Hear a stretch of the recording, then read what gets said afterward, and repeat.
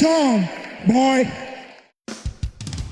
Few names strike fear in the hearts of MMA fighters more than referee Steve Mazzagatti. Over the past decade, the former firefighter has been the centre of some of the most egregious decisions of all time. And in today's episode, we'll look at some of the biggest examples. Welcome to INC, and these are 5 of the worst Steve Mazzagatti moments.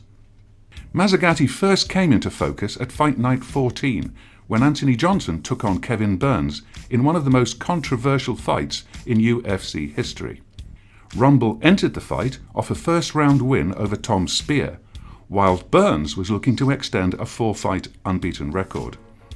Burns spent the majority of the fight catching Johnson with eye pokes, causing Johnson serious discomfort but receiving no penalty from the watching Mazzagatti. Despite multiple warnings, Burns continues to prod and poke for the remainder of the fight until the pain gets too much for Johnson in the middle of the third. Oh, he's landing some nice shots. Oh my goodness! This fight, they're stopping the fight.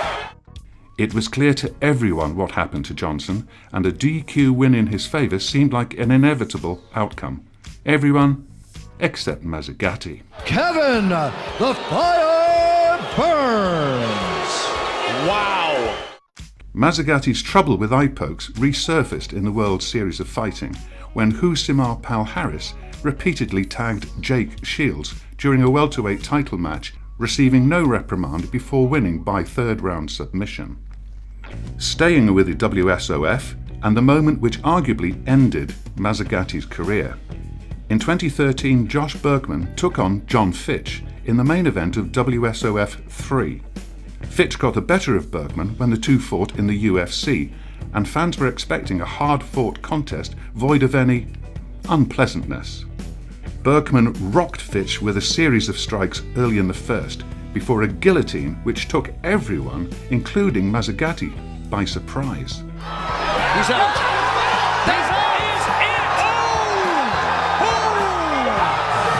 1, 2, 3, suddenly he falls, and he lets him go. He knows it's over. Before the referee, he knew it was over.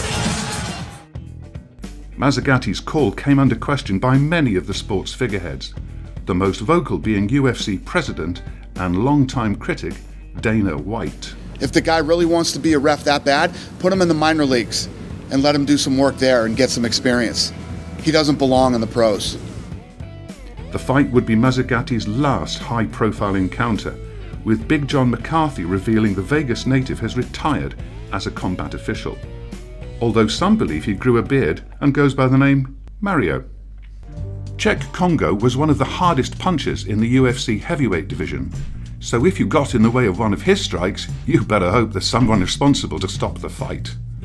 At UFC 92, Kongo put a 12-4 record on the line against company newcomer Mustafa Al-Turk. The fight was anonymous for the first 2 minutes, the sole highlights being a low blow by Al-Turk, quickly returned by Kongo. Now, tat, ladies and gentlemen. I don't know if I've ever seen that one before. By the middle of the first, Kongo realised he could strike above the waistline, leading to one of the worst late calls in UFC history. Oh, he got rocked again. Oh, big right hands. Kongo looking to finish. Oh, Kongo man. all over Al-Turk. A few moments later. Mazzagatti's taking a real close look at him, but Cheick Kongo is swarming on him. Wow, what a pace.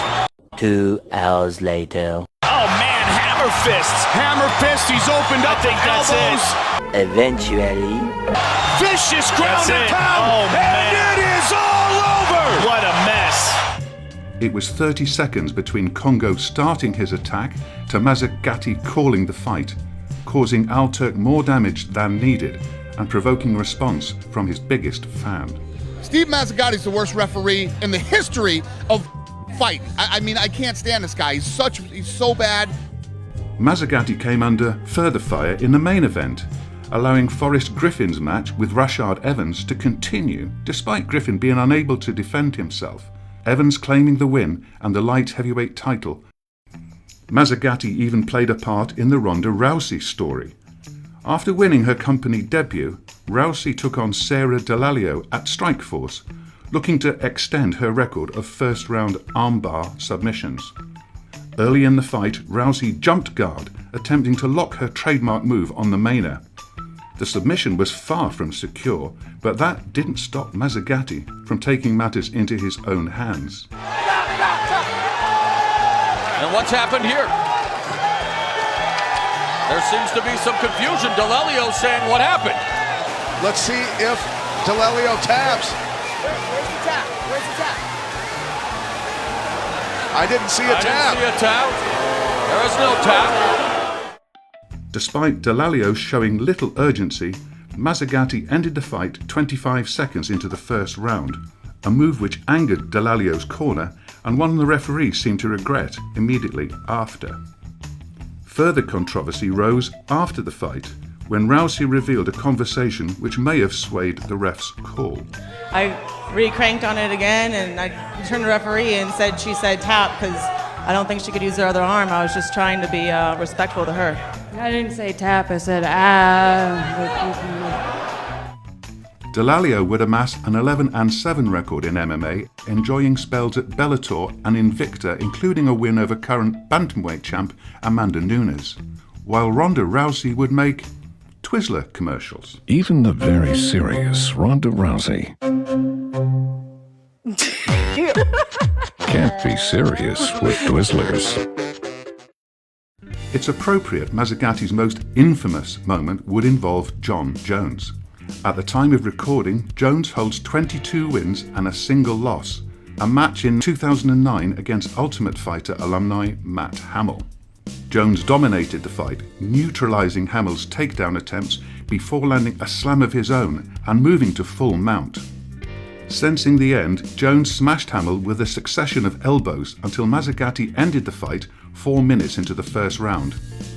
With a win over Hamill, Jones cemented his place as a future star of the sport, all while securing an 8th finish in his first 10 MMA fights. You know where I'm going with this. Due to intentional elbows, there's been a disqualification of Johnny Bones Jones. Therefore, the winner is Matt Hamill. Wow! The issue wasn't DQing Jones, but everything else, with Mazzagatti asking Hamill if he wished to continue and calling the fight once he failed to answer. This despite Hamill being deaf. Add Hamill being injured from a dislocated shoulder and failing to stop the fight before the elbows, it's easy to see why the fight remains a talking point to MMA fans. Hamill holds a 13-8 record in MMA and last fought in 2017, while the loss remains the sole blemish of Jon Jones's career. Except for that. And that. That too. Okay, he's screwed. And now time for a few dishonourable mentions, attempting to penalise Nick Diaz for swearing during his match with Robbie Lawler. Steve Mazzagatti said no talking? I didn't know that was a rule. Messing the instructions for the first televised women's MMA fight. That bloody moustache. This is the INC, and thank you for watching.